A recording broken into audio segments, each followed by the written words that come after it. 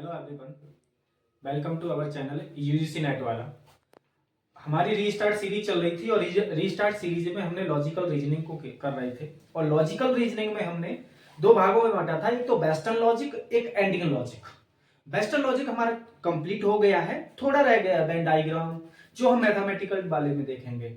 सिलोजम में अंतर मैंने बोला था सिलोजम और इंडियन लॉजिक वाले में, जब इंडियन लॉजिक कर लेंगे ना तो इंडियन लॉजिक वाले में और वेस्टर्न लॉजिक वाले सिलोजम में क्या अंतर होता है उसे हम देख लेंगे। लगभग हो गया है वेस्टर्न लॉजिक, ठीक है ना, जहां जहां से क्वेश्चन बनते हैं। अब चलते हैं हम इंडियन लॉजिक की तरफ। इंडियन लॉजिक को मैंने 3 पार्टों में बांटा है। इंडियन लॉजिक को सबसे पहले हम देखेंगे प्रमाणा, और दूसरा है स्कूल ऑफ थॉट, तीसरा है हेतुवाद। ये हेतुवाद वही है जो फैल्सी बनती थी ना, जो फैल्सी थी, जो हमने पढ़ी थी, फॉर्मल फैल्सी, इनफॉर्मल फैल्सी। यहां पर इंडियन लॉजिक में उसे हेतुवाद कहा जाएगा। क्योंकि इसलिए कहा जाएगा क्योंकि वहां जो मिडिल टर्म था उसे यहां पर हेतु कहा जाता है। तो जब हेतुवाद को करेंगे तब देखेंगे। हम सबसे पहले अपना जो उठाते हैं वो प्रमाण उठाते हैं, उठाते हैं। हमारे इंडियन लॉजिक में सबसे पहले ये देखा गया कि कितने प्रकार से नॉलेज हमें दी जा सकती है। तो हमारा जो प्रमाण है ये, वो हमें जो प्रमाण देता है वो इन वेदांत के बेसिस पे हो देता है। इसके अलावा अदर भी हो सकते हैं, जबकि हमारा जो लिया गया है इंडियन लॉजिक में वो वेदांत के अनुसार लिया गया है कि कितने प्रकार के प्रमाण हैं जिससे हमें नॉलेज मिलती है, जिससे हमारे सेंसेस को नॉलेज होती है। तो हमारे जो वेदांत में है वो प्रमाण लिखे हैं, कितने टाइप्स के होते हैं प्रमाण? 6 टाइप्स के बताए गए। कितने टाइप्स के? 6 टाइप्स के प्रमाण बताए गए हैं। एक सबसे पहला जो है वो है प्रत्यक्ष। एक और बात, इसका सेकंड नाम भी इंपॉर्टेंट है, सेकंड नाम भी पूछा जाता है। अब हमारी जो इंडियन लॉजिक में चलेगी ना वो 3 ही पे क्लास चलेगी। एक तो प्रमाण, एक स्कूल ऑफ थॉट, एक हमारा हेतुवाद। सबसे पहले हम प्रमाण को उठा रहे हैं और प्रमाण में हम 6 टाइप्स देखेंगे। 6 टाइप्स में से एक न एक क्वेश्चन रहता है। देखो मैं एक और बात बता दूं, एक उसमें से प्रमाण में से एक क्वेश्चन रहता है, एक आपका स्कूल ऑफ थॉट में से रहता है, एक आपका हितवाद में से रहता है। आप एक बात में और भ्रम कर सकते हैं कि सर इससे पहले भी आपने बताया एक क्वेश्चन के मतलब एक जो रहता है एरिस्टोटल स्क्वायर ऑफ अपोजिशन में रहता है, इमीडिएटली इंफ्रारेड में रहता है, लॉजिकल इक्विवेलेंट में रहता है, इनफॉर्मल फैल्सी में रहता है ना। ये आपने मतलब बोला, यहां पर भी 3। तो इस कितने क्वेश्चन? ये पूरी ओवरऑल 83 शिफ्टों का एनालिसिस है। लेकिन वर्तमान में अभी जो प्रेजेंट में है वो 85 में जो एनटीए पेपर कराएगा, क्योंकि 2 न्यू सब्जेक्ट जोड़े गए हैं। 83 सब्जेक्टों का एनालिसिस है, क्योंकि किसी में इनफॉर्मल फैल्सी नहीं आती है तो किसी में फॉर्मल फैल्सी आ गई है ना, किसी में स्कूल ऑफ ए थॉट आ गया, किसी में हेतुवाद आ गया है ना। लगभग 83 शिफ्टों का किया जाए एनालिसिस, क्योंकि किसी एक शिफ्ट को नजर में रखते हुए तो एनालिसिस नहीं कर सकते हैं कि केवल एक शिफ्ट को नजर में रख लो। तो कम से कम एक शिफ्ट को कहीं कहीं ऐसे शिफ्टों में देखोगे जहां वेस्टर्न लॉजिक से 4 क्वेश्चन आ गए, एक ही इधर से आया है। कहीं कहीं शिफ्टों में ऐसे देखोगे 2-3 इधर से आ गए, 2 उधर से आए। तो ये ओवरऑल 83 शिफ्टों का है लगभग। इसलिए आपको ऐसा भी लगता होगा ये 5 क्वेश्चन से ज्यादा भी हो गए, क्योंकि ये 83 शिफ्टों का है। किसी में कोई क्वेश्चन नहीं आता है, किसी में आ जाता है वो दूसरा वाला, जैसे इंडियन लॉजिक से आ जाएगा, किसी में वेस्टर्न लॉजिक से आ जाएगा।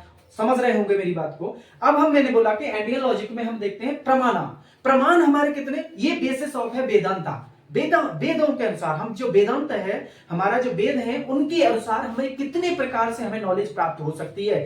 तो वेद में बताया गया है कि 6 प्रकार से नॉलेज हमें प्राप्त हो सकती है। कितने प्रकार से? 6 प्रकार से हमें नॉलेज प्राप्त हो सकती है। सबसे पहले है प्रत्यक्ष। प्रत्यक्ष को सेकंड नाम परसेप्शन कहते हैं। प्रत्यक्ष को कहते नहीं कि प्रत्यक्ष को प्रमाण की क्या आवश्यकता, एक कहावत सुनी होगी, प्रत्यक्ष को प्रमाण की क्या आवश्यकता।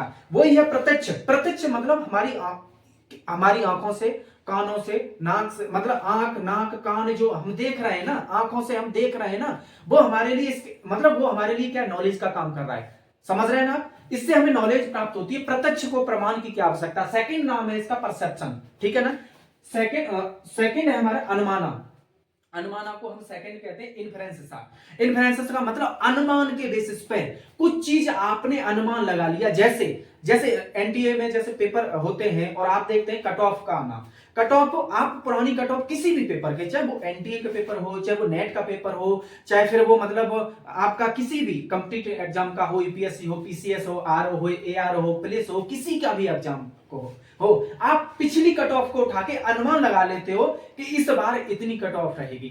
नंबर ऑफ ए कैंडिडेट पहले रजिस्टर्ड कितने हुए थे, अब नंबर ऑफ ए अपीयर कितने कैंडिडेट हुए, उसके हिसाब से आप अनुमान लगा लेते हो पेपर के हिसाब से पिछली कट ऑफ उठाकर। इसी प्रकार से ए हुआ तो हमें ज्ञान प्राप्त ना, तो ये होता है इन्फ्रेंस, अनुमाना। अनुमाना मतलब इन्फ्रेंस सा, सेकंड नाम है इसका इन्फ्रेंस, अनुमान के बेसिस पर किसी चीज को बताना, इससे भी हमें नॉलेज प्राप्त होती है। वेदांत में बार बार बता रहा हूं, वेदांत में हमारी जो नॉलेज हमें प्राप्त होती है वो 6 प्रकार से प्राप्त होती है। ये वेदांत में कहा गया है, हमारा इंडियन लॉजिक जो लिया गया है वो वेदांत के बेसिस पे लिया गया है, याद रखना। थर्ड नाम है उपमाना, उपमाना या कंपैरिजन करके, कंपैरिजन मतलब कंपैरिजन करके मतलब हिंदी की कट ऑफ कितनी जा रही है, हिस्ट्री की कट ऑफ कितनी जा रही है, कंपैरिजन किया जाता है, उसके बेसिस पे भी हमें नॉलेज प्राप्त होती है। समझ रहे हैं मेरी बात? उपमाना या कंपैरिजन सेकंड नाम है इसका, कंपैरिजन।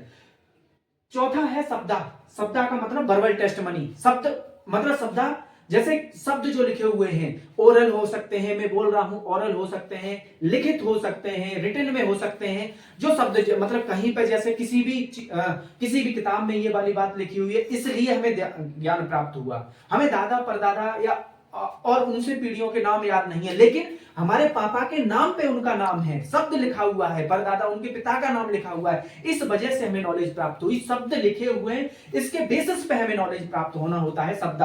सेकंड नाम इसे कहते हैं वर्बल टेस्टोमनी। मेरी बात समझ रहे होंगे आप? क्वेश्चन कैसे पूछा जाता है मैं ये भी बताऊंगा कि एनटीए में क्वेश्चन कैसे पूछा जाता है, नेट में क्वेश्चन किस प्रकार से बनता है। ऐसा कहा जाता है कि एक व्यक्ति है और वो फोन पर, एक व्यक्ति है, एक फ्रेंड पता पूछ रहा है कि ये किस साइड में पड़ता है, उसने बता दिया कि दाएं जाएंगे आप, उधर ही उसके राइट होंगे, लेफ्ट होंगे, आगे आपको दुकान मिल जाएगी।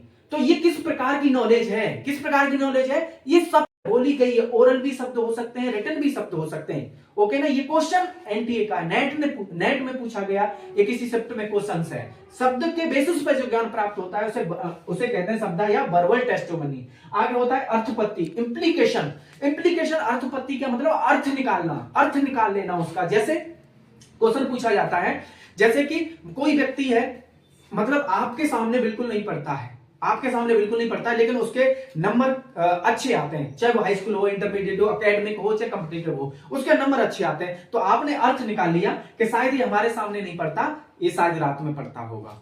एक क्वेश्चन पूछा गया कि एक व्यक्ति मतलब एक बच्चा है, उसने 99% बनाया, उसके माता पिता के सामने, अपने माता पिता के सामने वो पढ़ता नहीं था, लेकिन फिर भी वो 99% बनाया।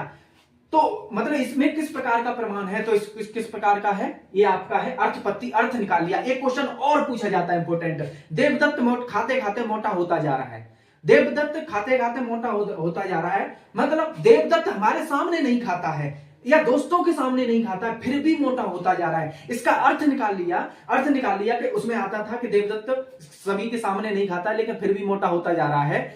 मतलब इसका अर्थ क्या हो गया कि शायद ये हमारे पीछे खाता होगा या रात में खाता होगा। मतलब व्यक्ति दिन में नहीं पढ़ता, हमने अर्थ निकाल लिया कि शायद रात में पढ़ता होगा, क्योंकि वो अपना क्या कर रहा है, उस पर उसका इंपैक्ट दिख रहा है ना। जैसे 99% बना रहा है तो शायद रात में पढ़ता होगा। जैसे देवदत्त हमारे सामने नहीं खा रहा है, लेकिन फिर भी मोटा होता जा रहा है, इसका मतलब हमने अर्थ निकाल लिया कि शायद ये रात में खाता होगा, दिन में नहीं खाता तो शायद रात में खाता होगा। आप इस बात को समझ रहे होंगे। जो क्वेश्चन पूछा जाता है अर्थपत्ति या सेकंड नाम होता है इम्प्लीकेशंस। चौथा होता है अनुपलब्धि या नॉन एम्प्रीहेंसिव। सेकंड नाम इनके that is very very important. कभी नहीं बोलता वो शब्द, वर्बल टेस्टोमनी लिख देता है, कभी उपमाना नहीं बोलता, कंपैरिजन अनुमाना इन्फ्लुएंसेस लिख देता है। सेकंड नाम अनुपलब्धि, किसी नॉन एप्रीहेंसिव, अनुपलब्धि शब्द ही है, अनुपलब्धि मतलब उपलब्धि ना होना, उपलब्धि किसी चीज की ना होना, फिर भी पता कर लेना। जैसे मान लो कि दो व्यक्ति हैं या दो फ्रेंड्स हैं, जा रहे हैं रास्ते में और उन्होंने देखा कि मतलब जो पहले नदी का पानी था वो अब छोटा सा नदी का पानी, मतलब छोटी वाली एरिया में नदी का पानी रह गया है। उन्होंने अनुमान लगा लिया कि शायद किसी समय पर यहां तक नदी में पानी आता होगा। समझ रहे? मतलब उसकी उपस्थिति ना होने की वजह से भी उसकी मतलब आपको ज्ञान प्राप्त हो जाना, उसे कहते हैं अनुपलब्धि, क्योंकि हमारे है प्रमाण। प्रमाण का मतलब है, प्रमाण का है क्या कि प्रमाण कितने प्रकार से आपको नॉलेज प्राप्त होती है। और मैंने बोला ये प्रमाण जो दिए गए हैं वो और प्रकार से भी नॉलेज हो सकती है प्राप्त, लेकिन ये प्रमाण जो दिए गए हैं ना वो दिए गए हैं किसमें, वेदांता में। वेदांता के अनुसार हमारे प्रकार की 6 प्रकार के हमें नॉलेज प्राप्त हो सकती है। एक तो प्रत्यक्ष को प्रमाण की क्या आवश्यकता। प्रत्यक्ष का मतलब होता है कि मतलब परसेप्शन, सेकंड नाम परसेप्शन, अनुमाना इन्फ्लुएंसा, उपमाना कंपैरिजन, शब्दा वर्बल टेस्टिमनी, अर्थपत्ति इंप्लीकेशन, अनुपलब्धि नॉन एप्रीहेंसिव। ये लगभग देखो अनुपलब्धि लगभग हो गया, अर्थपत्ति लगभग मैंने बता दिया क्वेश्चन कैसे बनता है, शब्द वर्बल टेस्टिमनी, शब्दा में 2-3 टाइप्स, इसके और 2-3 टाइप्स शब्दावली है, आकांक्षा तात्पर्य जो हम और पढ़ेंगे देखेंगे, ठीक है। उपमाना लगभग कंपैरिजन के बेसिस पे। अब जो आता है ना प्रत्यक्ष, प्रत्यक्ष के बेसिस पे भी कभी कभी प्रत्यक्ष के बेसिस पे आते हैं। अब जो हम पढ़ेंगे ना अगली क्लास में वो ये पढ़ेंगे कि इनमें से आगे और कैसे क्वेश्चंस बनते हैं, ओके ना। और एक और बात, आप हमारे चैनल को लाइक एंड सब्सक्राइब कीजिए, और आप पे पूरा विश्वास मैंने जताया है, और लेकिन आप तो इतने डीट हो कि कम मतलब कहने के बावजूद भी आपकी कोई कमेंट नहीं आती है।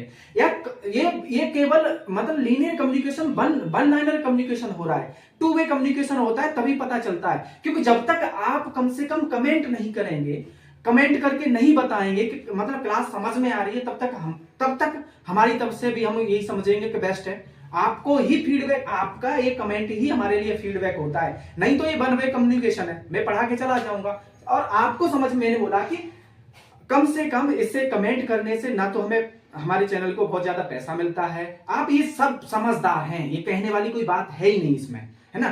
तो आप कम से कम एक कमेंट कीजिए। दूसरी बात में एनडीए लॉजिक में 2 क्लास हैं और लगभग लगेंगी 2 से 3 क्लास हैं, एनडीए लॉजिक फिनिश है। अगली कौन सी यूनिट स्टार्ट करूं जो आपके लिए इंपॉर्टेंट है वो भी आप एक कमेंट करिएगा, क्योंकि आपका कमेंट ही हमारे लिए फीडबैक का काम करता है। तभी कम से कम, वैसे तो वन वे कम्युनिकेशन चल ही रहा है, कम से कम 2 वे कम्युनिकेशन तो हो, हमें तो पता चले ना।